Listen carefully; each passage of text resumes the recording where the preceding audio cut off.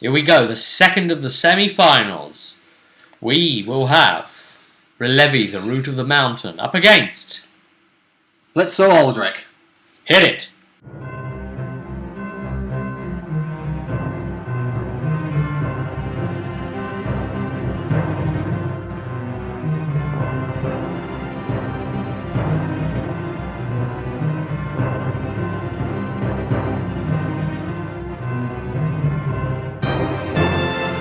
In the final is already a Pentagast. And Blitzel is a baseborn of their family. Yep. Bit of a chip on his shoulder, but being like the little brother complex. Yeah. Luigi has the second brother. It's the second player complex. He was pretty much thinking, yeah, if I ended up with him, I've got no chance. I'd pretty much yield it there. Yeah. But you had to go through Relevi first for even that to happen. Let's worry about that monster. So it began. No grand entrance from Relevi the Root. No. Just walked out. He wouldn't accept a shield bearer. Probably just take the shield and say, yeah. And eat it. Tar. That'll make a nice snack. And start and say, yep, you're right. This is dwarven crisp bread. Well, they're not called the children of the stone for nothing, are they? No, they're not. Stone bread, anyone? You didn't fancy his chances going in here? Not really. So, you were wielding.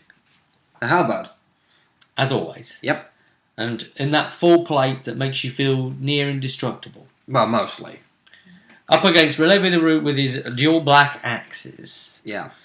This madman is sporting a health pool of 115, giving him an effective anguish point of 76. Was it 77? We round up, so yeah. 77.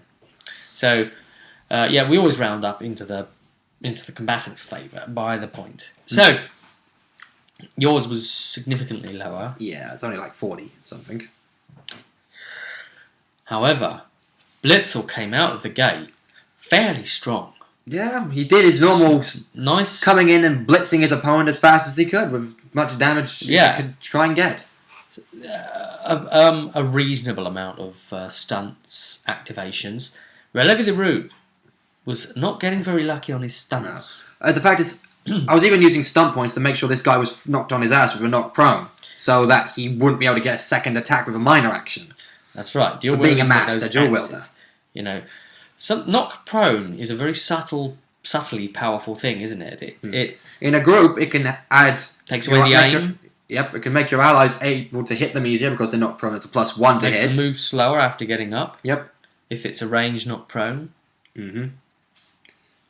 Or if they're trying to disengage. Yep. By my house rules.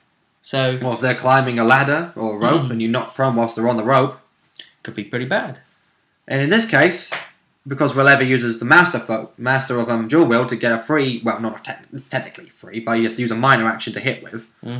A second attack. He doesn't get that if he's been knocked prone because he has to use the move action to get up from prone, which is a minor. Yes.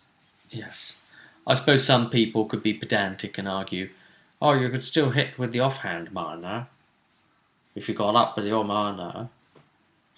Nah, I think there's something in there where it says you have to do a major and then you get it. Yes, that's probably someone could.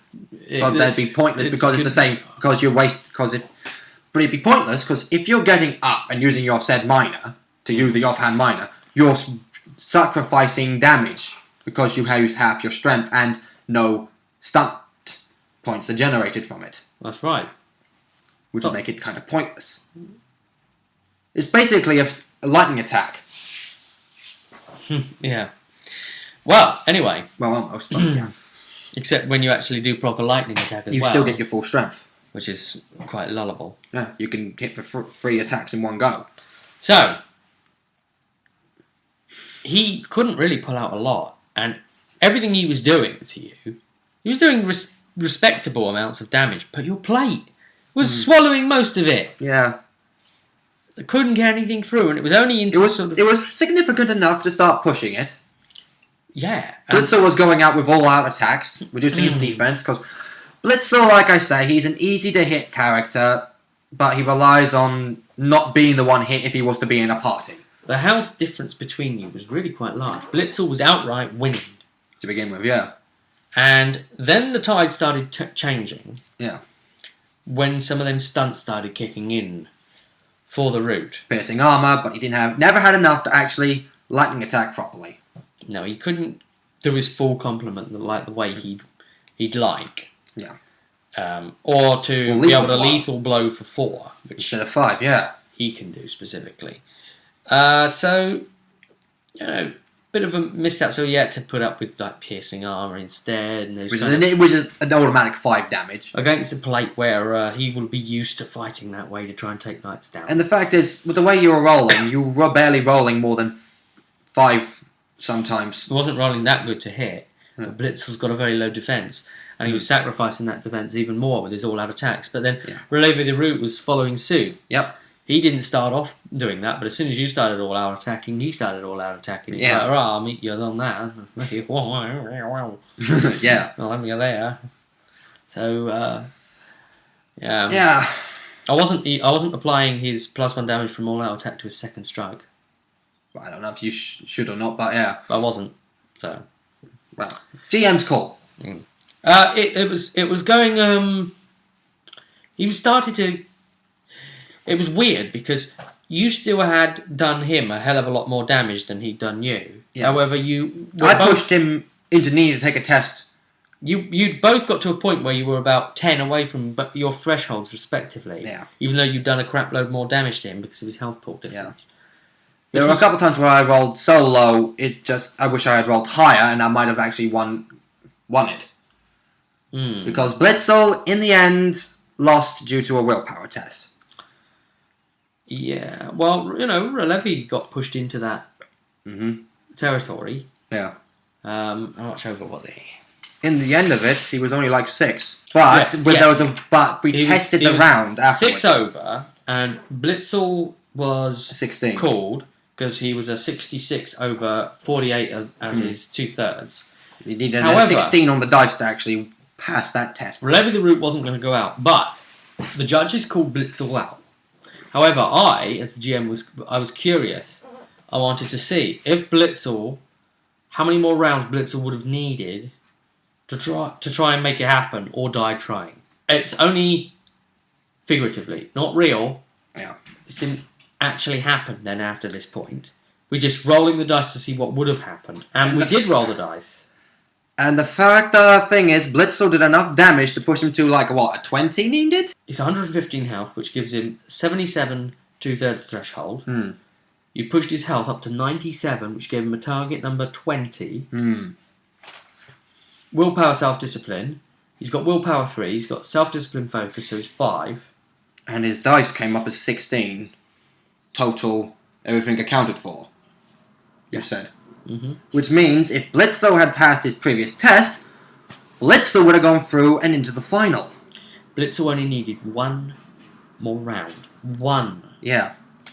But the fact of the thing is, wow. If Blitzel hadn't have passed that test, and then Relevi had passed that test, that 1 round of combat afterwards probably would have had Blitzel down and out, because at 66, Blitzel only needed another 5 points to go through before he starts going into unconscious dying mode. It was a pretty lethal fight, wasn't it? Mm-hmm. Life and death really hangs in the balance in these bouts. Yeah. And now the really big one's coming up. Dragon Lord Cratan versus Relevi the Root. They're final. Both really hard, powerful fighters. However, I think Cratan will probably have an easier time hitting Relevi. And we just saw how bad Relevi had it against a 10 armor. With Cratan with his 11. You don't fancy it, do you? The strength of them axes don't seem to be able to penetrate. Unless he gets really high. And gets a lot of procs. All of Orzamar's hopes rest on him. Yeah, I got an interesting feeling Cratan has a slightly higher edge, especially since Cratan also has that +10 willpower. However, I do feel that if either Orzamar's going to claim this hammer, or Pentagast is. Or the Pentagast will claim. And obviously if Orzammar get the hammer back, they'll be as happy as can be. Yes. To Relevi, and then he can go back to the Deep Roots and find his doom. Yes. However, if the Pentaghasts manage to claim this hammer, and notice I say them as a clan, because if he claims it, he's not going to keep it. It's going to go to the family, right? And if they claim it as a whole, they're probably going to hand it back to Orzammar on condition. Yeah. They're probably going to buy something very important from Orzammar. Which means either way, Orzammar will get the hammer. I think they're going to get it back. Yeah. But at what cost to Orzammar? Mm-hmm. Well, Relevi needs to win this to make sure Orzammar doesn't have to pay that cost. Now, the thing is, this final. Oh boy, is it not to Anguish anymore? It's now to the Yield, or it can be pulled to Anguish? It's suggested to go to the Yield, that the competitors should fight to the Yield. And so it's their full health complement. Yes. So they need to... And there's only 15 points of health in it. So that's not considerably a large amount compared to what Blitzel had to deal with. You're giving it to Cratan simply because of the armour. It's a possibility unless Relevi gets a ton of procs, and dependent on whether a Cratan goes sword and board... Mm-hmm. If Cratan goes sword and board, Relevi's going to find it hard-pressed to hit him. Yeah. Well, Cratan seems to feel his opponents up with the spear first. We'll have to see. Yes, well, Blitzel is going to probably give him a say, look, just don't go out with the spear first. I don't care if you don't listen to me, I'm just telling you, take this guy seriously. He's a fucking monster.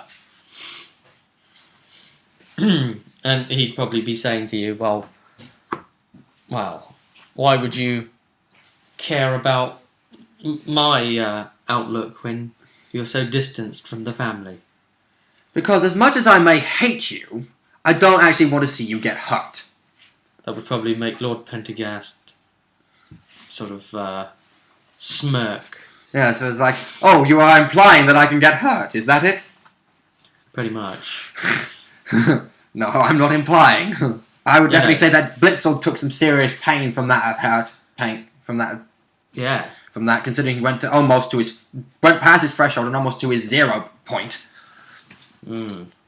Well, if again, not only if the Penteghast win the hammer, would they have the hammer to be able to use against Orzammar, they'd also be able to say, look, we've bested your champion in approving. Yeah. Exactly. On top of that, you we are martial monsters of prowess. Yeah. So, any sort of contract you sign with us, allegiance you bear to us, is well spent. Indeed. And the fact of the matter is, I can probably see it being... Look, here's how I see it. It's like a 55% chance in Dragon Lord Kratan's favour. Do you know what I think? That's how I feel. Okay. It's not a major difference, but that difference is definitely there. I could go with that.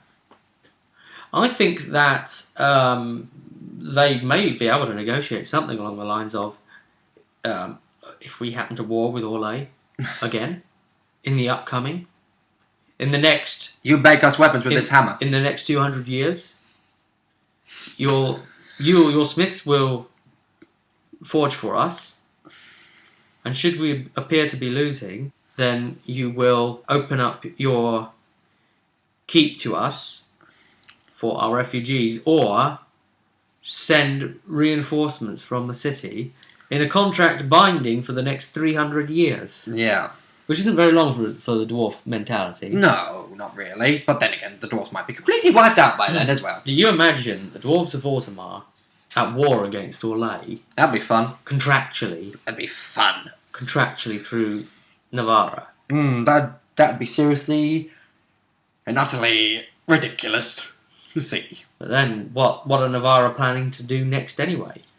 What about an invasion somewhere? They might want to. They seem to be resting for now, though. But yeah. Maybe if they had Orzammar signed up to something like that, they could instigate a fight to actually force that to happen. Yeah. Because they know that Orzammar will help them. Yeah. Well, there's only one way to find out, and that is to have the final play out.